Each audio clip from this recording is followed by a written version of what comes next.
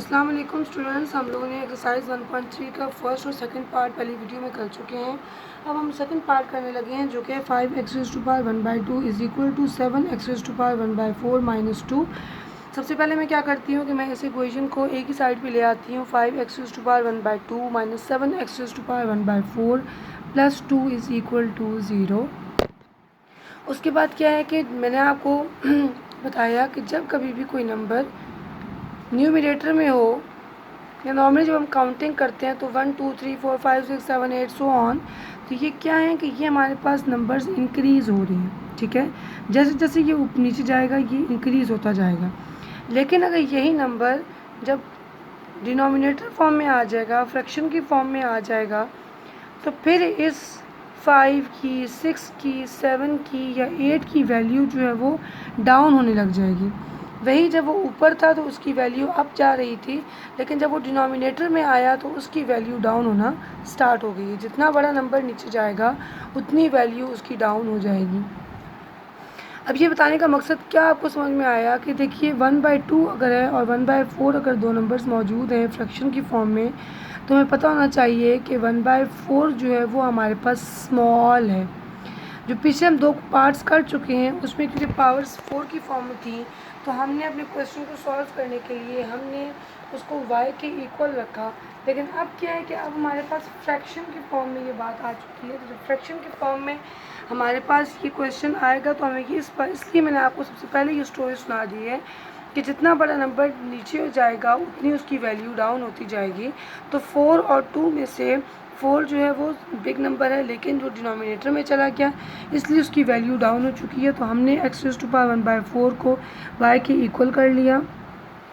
लेकिन एक तो x⁴ था, उसको तो हमने y का नाम दे दिया, लेकिन x⁴ को हम क्या करेंगे, तो पहले हम यहीं पे सॉल्व कर लेते हैं कि अगर मैं इस नंबर का स्क्वायर ले लूँ और साथ में मैं y का भी स्क्वायर ले लूँ, तो स्क्वायर का मतलब ये जब होता है कि भाई वो 1/4 का स्क्वायर नहीं है बल्कि वो x का स्क्वायर है।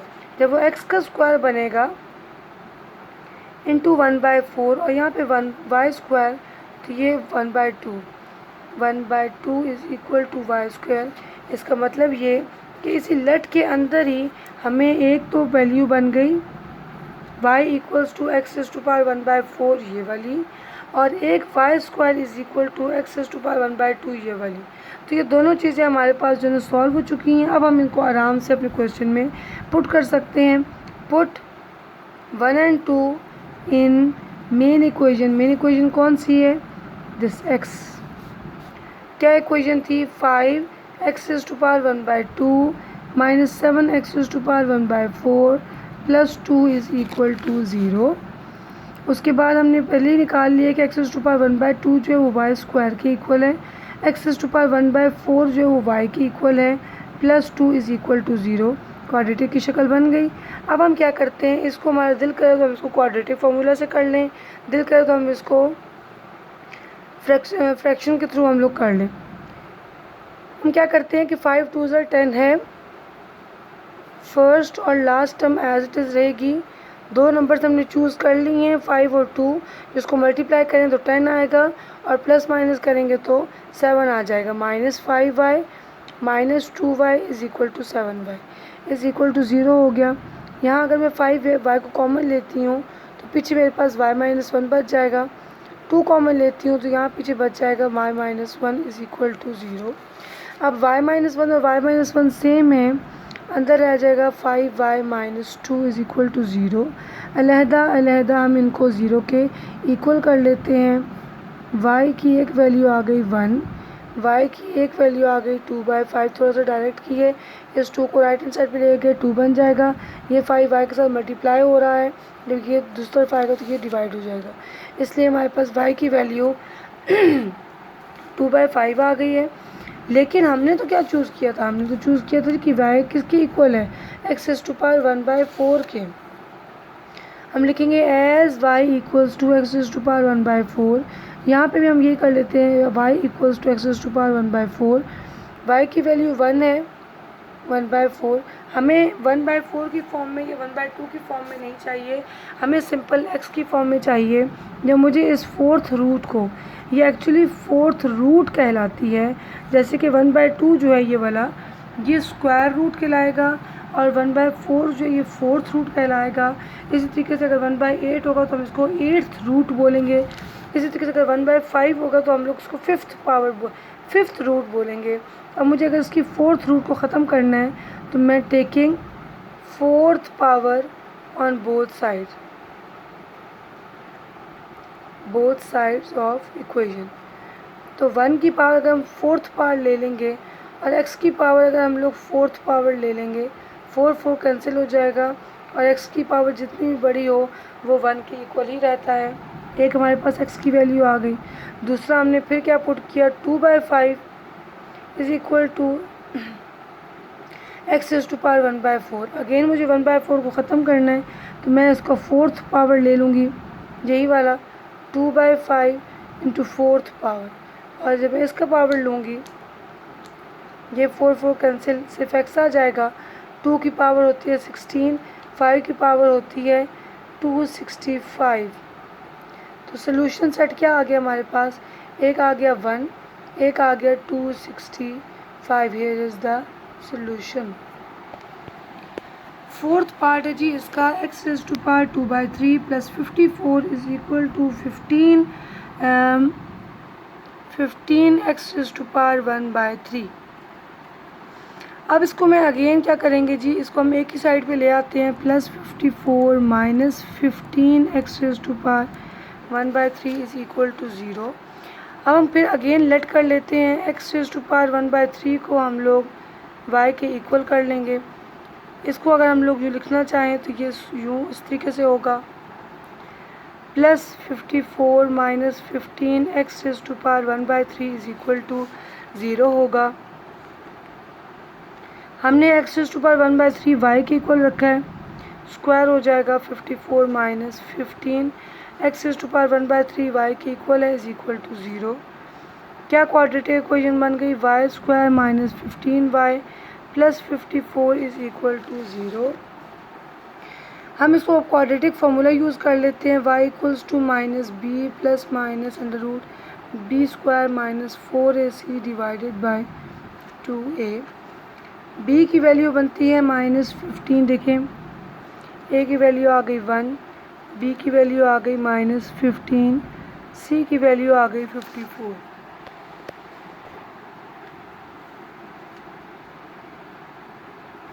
b की वैल्यू हम एक पुट कर चुके हैं, दूसरी माइनस 15 का स्क्वायर, a 1 आ चुका है, c 54 आ चुका है, डिवाइडेड बाय 2 इंटू 1।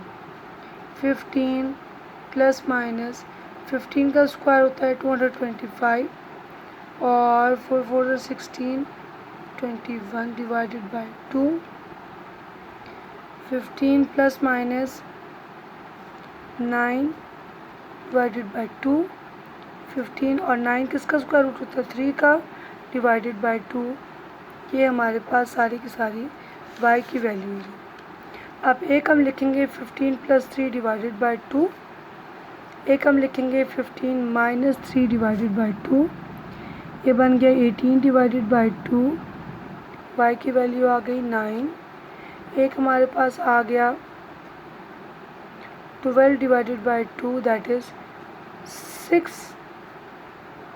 एक वैल्यू आ गई।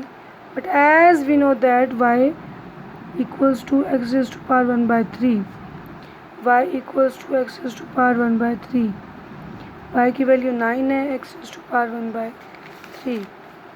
इसका मैं क्यूब रूट ले लेती हूँ। इसका क्यूब रूट लेने से क्या होगा, क्यूब रूट नहीं, क्यूब, टेकिंग क्यूब, मुझे इस क्यूब रूट को ख़त्म करना है ऑन बोथ साइड। 9 का क्यूब 1/3 का क्यूब लेंगे तो ये कैंसिल, x की वैल्यू आ जाएगी 9 9 से 81, और 81 इंटू 9 729, ये हो गया। इसी तरीके से y की वैल्यू 6 है, x is to power 1/3। Again हम इसका क्या लेंगे, क्यूब लेने से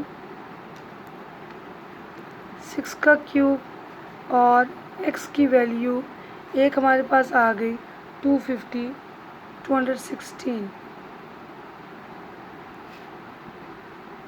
so this is the solution set. Fifth part है हमारे पास 3x⁻² + 5 = 8x⁻1। जैसे मैंने आपको पहले बताया था कि 1 2 3 जब हम लोग जैसे जैसे हम काउंटिंग करते जाएंगे तो उस नंबर की वैल्यू बढ़ती जाएगी, लेकिन जब वो फ्रैक्शन की फॉर्म में जाता था तो जितना बड़ा नंबर फ्रैक्शन की फॉर्म में आएगा उतनी उसकी वैल्यू डाउन हो जाएगी। इसी तरीके से जितनी पॉजिटिव टर्म्स हैं 1 2 3 4 5 6 7 8 सो ऑन, तो इनकी वैल्यू बढ़ती जा रही है। 7 की वैल्यू बढ़ती है, 7 बड़ा है, 4 छोटा है, 7 बड़ा है, 2 छोटा है।